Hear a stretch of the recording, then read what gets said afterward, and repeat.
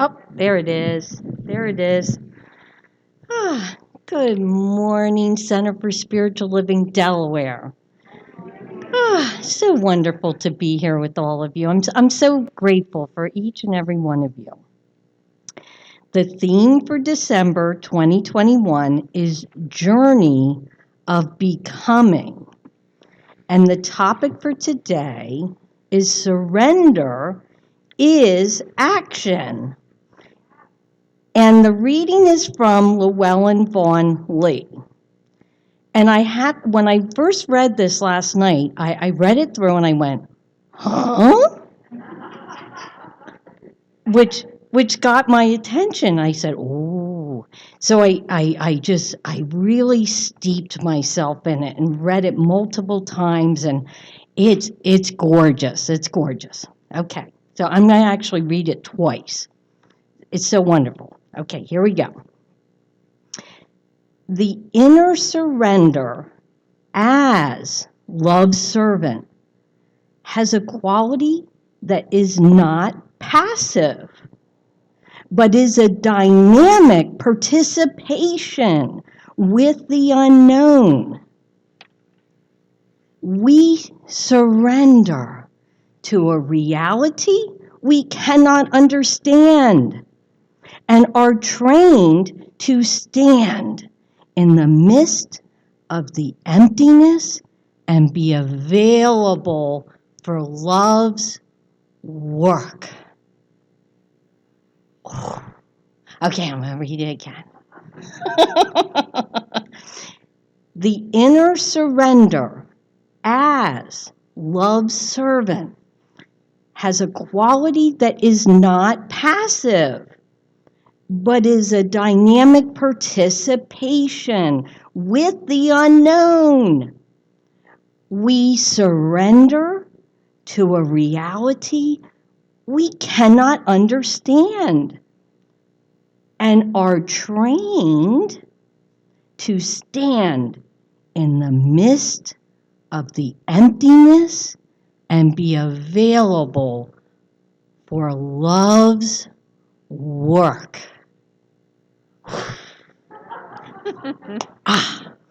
Let's affirm together. I surrender to the inner presence of love available to do love's work. And now, beloved Reverend Kathleen.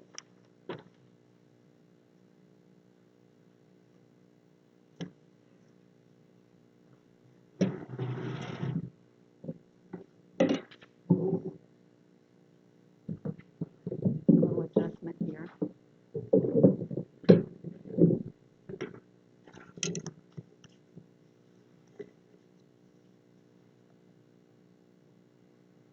That was a great setup, Jenny. Thank you so much.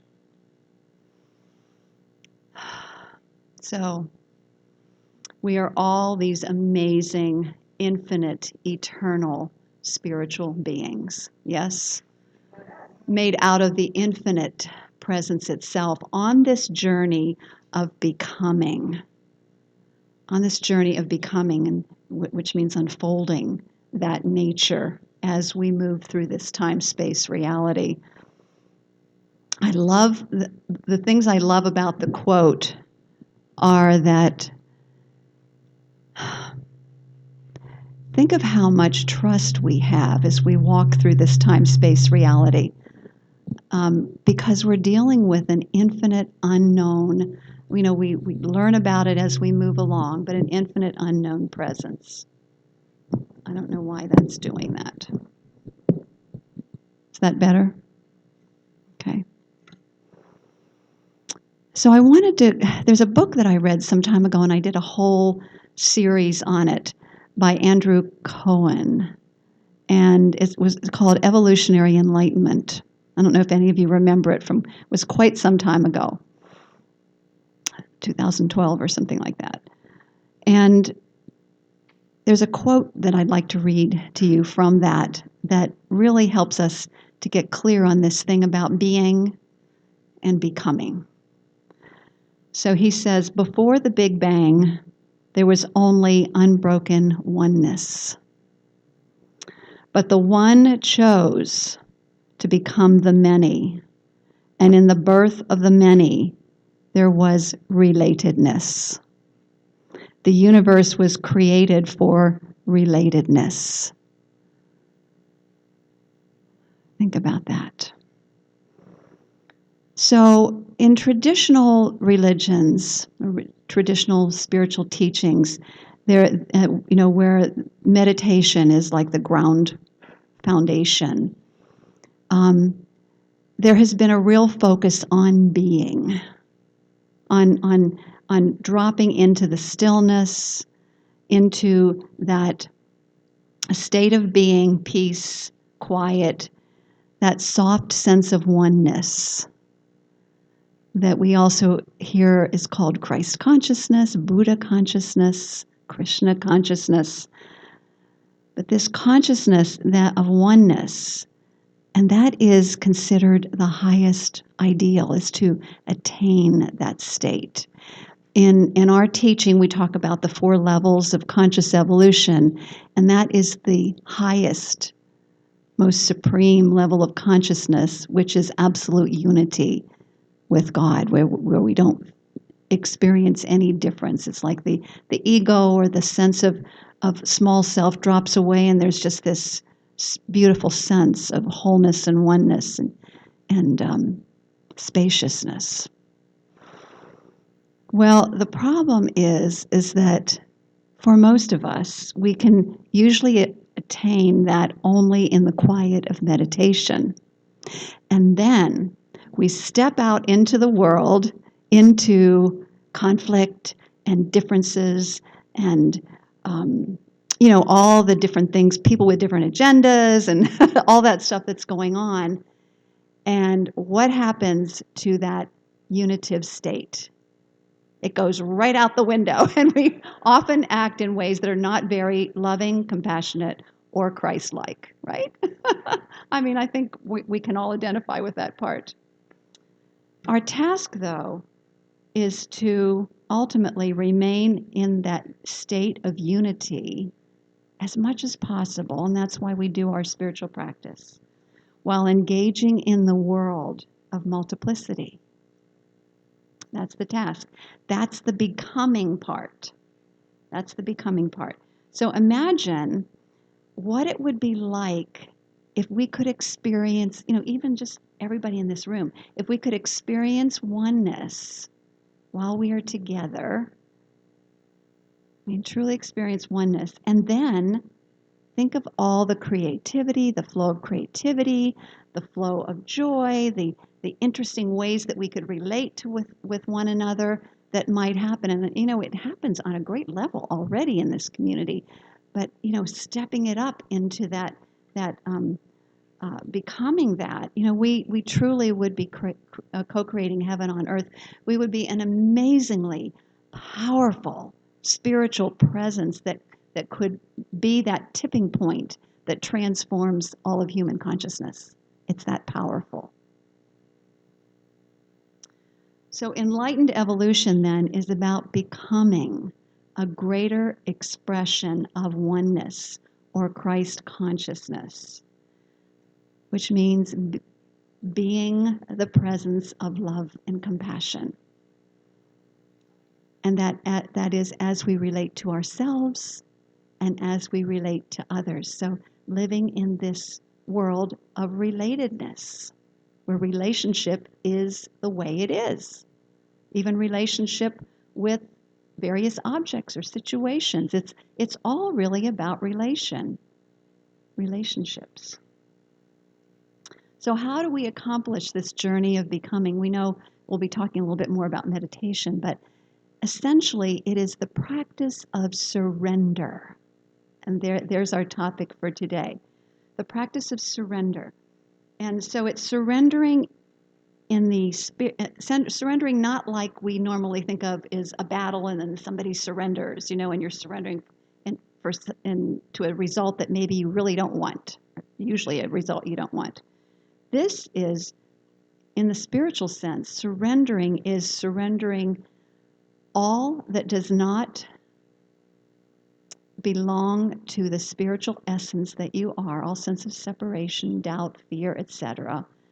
And it's also surrendering in to the next higher version of yourself as love, as compassion, as the divinity that you are. I like that idea of surrendering into that higher expression, that higher version. So surrendering then is an action. It's a choice. It's a choice to participate in our own conscious evolution, in our own journey of becoming. And we do that even if we don't know where it's taking us. And that's where the whole mystery, stepping into the reality of the unknown, it takes a great deal of faith and trust. I think that's why there's so much resistance to surrender, because we just kind of, there's a tendency to want to cling on to the status quo because that's what we know. But this is really about letting that go, letting go of the control and surrendering into this next state of expression of infinite good, the infinite presence. So the key things I want to talk about today are surrender into knowing life is for you. That's one of the key components to the willingness to surrender. And the next one is surrender by doing the inner work. And the final one is surrender into your unique way of serving. So surrender into knowing life is for you. Adversity, conflicts, obstacles will show up. It's part of our journey. And it's actually an essential part of our journey in many ways, because they become the catalysts for our growth if we understand that it is our duty, our job to respond to them in a certain way. And that certain way is surrender. So it means you don't try to control the obstacles.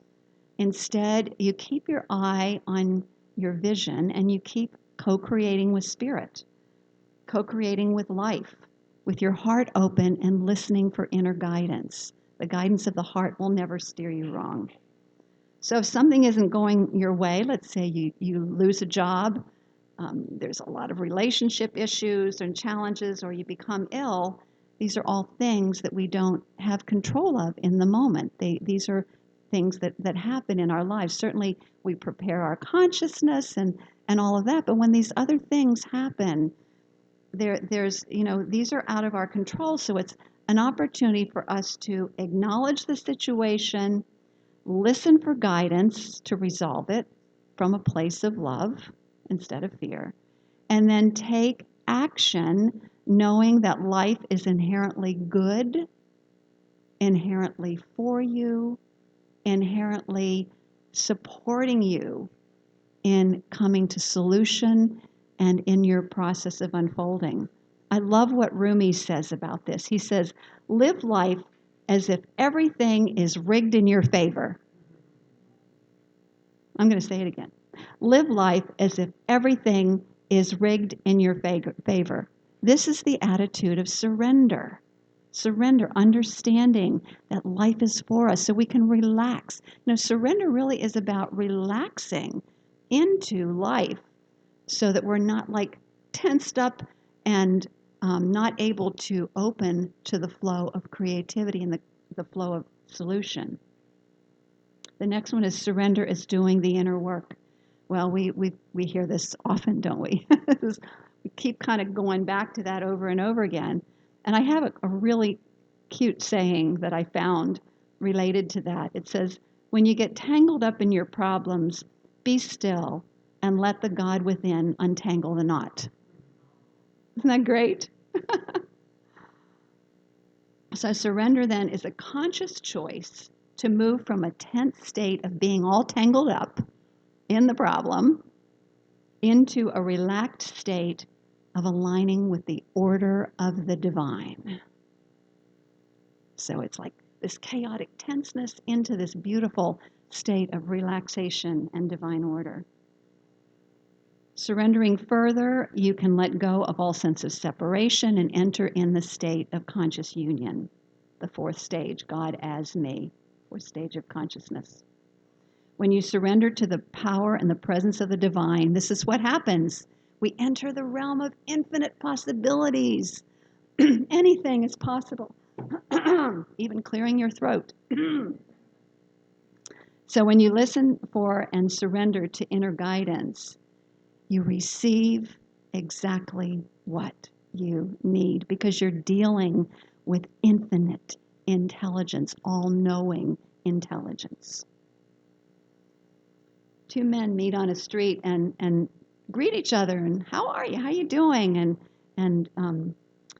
So fine, thanks. They exchange their greetings. And then the one asks the other, so how is your son doing? Did he ever get employment? And he said, well, no, but he is meditating now. And the other man says, meditating, what's that? And he says, I don't know, but it's better than sitting around doing nothing. So meditation is better than sitting around doing nothing. It looks like you're sitting around doing nothing, but we know that there is something. It's actually there's an action taking place. There's an intention, an action in consciousness, which is intention, an action, which is letting go of and letting go of whatever is going through the mind and not attaching to it. So it is actually an active state. It looks very inactive. And a drop into the silence, an intention to connect with that silent state of the mind of the divine. So when you are still and you listen to the voice of truth within for guidance, your actions then come from a higher place. They come from the essence which is in union with the divine, called the God self. Instead of the surface mind, the conditioned mind, which is also called the ego. And so one of the little acronyms for ego is edging God out. Edging God out. So if we can remember that when we get into the ego, we get into fear, it's about not surrendering. It's about edging God out and saying, I've got this. When in truth, actions that flow from essence will fuel you instead of deplete you. That's really a clear knowing that is so powerful. So we're talking about meditation, but also there are some physical practices that you can do to prepare yourself. And one of them is to get into child's pose. How many of you know what that is? Child's pose, yeah. What happens is it gets the body temple in alignment with the intention to surrender and to experience relaxation. And the breath is also, we know, very important in clearing the mind, right? As we breathe deeply, we clear the mind and help to make room, an opening, a portal for our connection with the true self. So I'd like you just to practice one form of it. We're not going to do a child's pose right now. But I'd like everybody to stand up. It's probably good to stand up and stretch. And stretch your arms out and hold your head back and breathe very deeply and just say to yourself, I surrender. I surrender. Breathe deeply and just feel that. Feels so good. And you can do this. Beautiful. You can sit down if you like, or you can keep doing it if you like. You know, it's very powerful to do that lying down too, just stretching your arms out, lifting your chin and just telling yourself, I surrender. And so it's surrender. Remember, it's letting go of the falsehood, the patterns that don't serve, and it is surrendering into a greater, more relaxed, peaceful, compassionate, loving version of yourself. So surrender, the next one is surrender to your unique way of serving. You know, my friends, we are each the Michelangelos of our life masterpiece.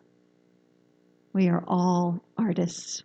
We're all, in fact, the Mayan culture, it's the Toltec culture, calls us art, and I think Toltec actually means artist. Everybody is truly an artist. We're truly creating our life's masterpiece at all time. So when you embrace your uniqueness and surrender to love's guidance, then you also enter a realm of infinite possibilities and potentialities. You know, just like snowflakes, no two of us are alike, and it's a really good thing because that allows us to embrace our uniqueness and to let it shine in whatever way is unique for us.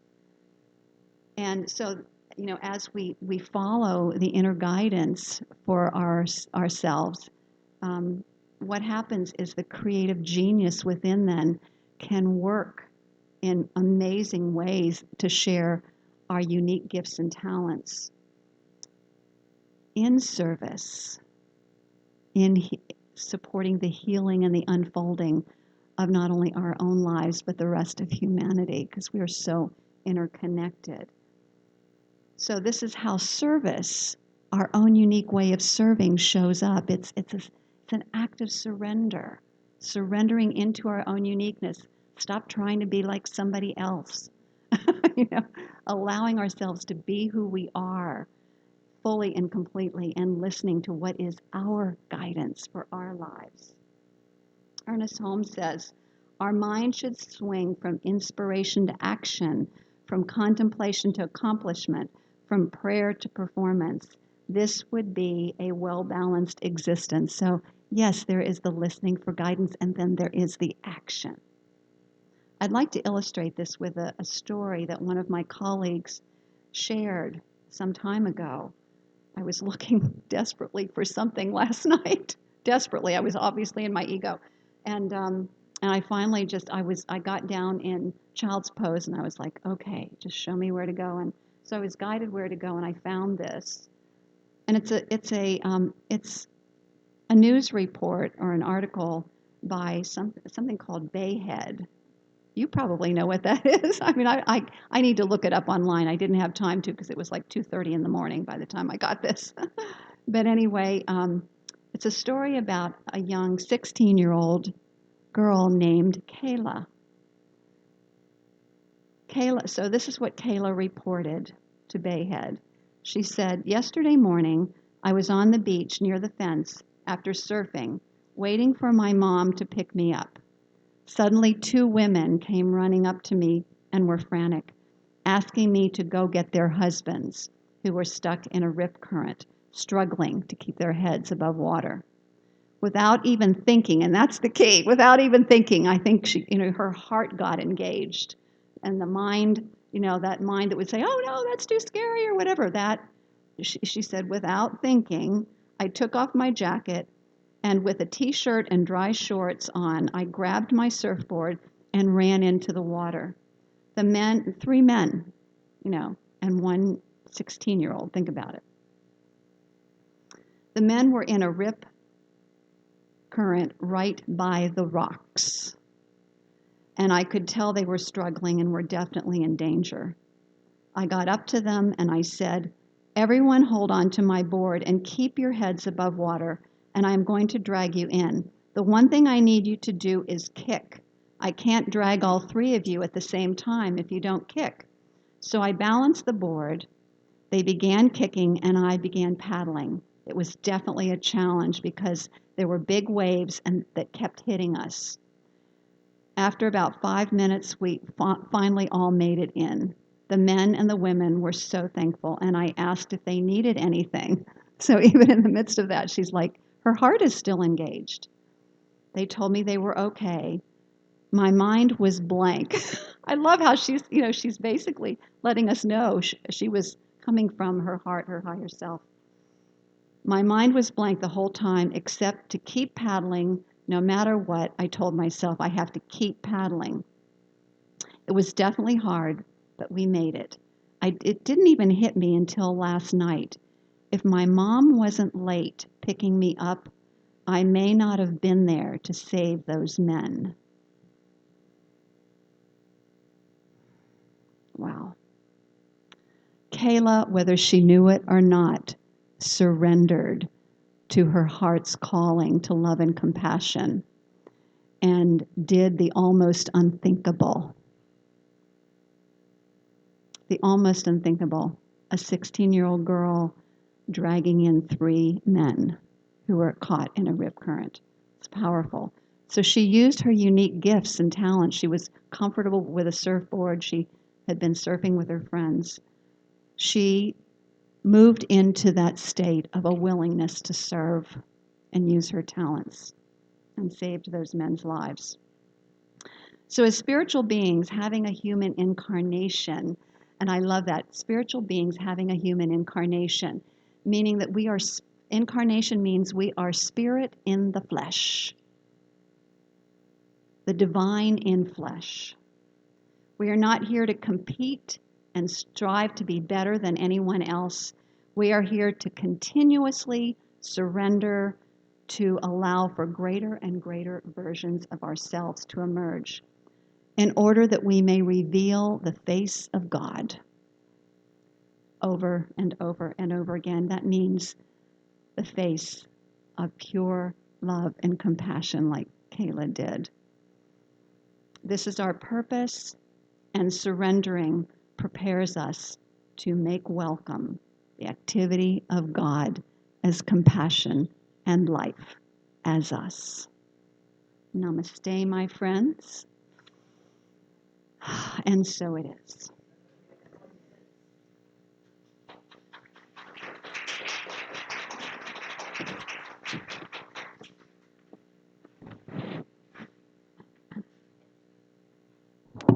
It's a beautiful talk, Kathleen. Thank you.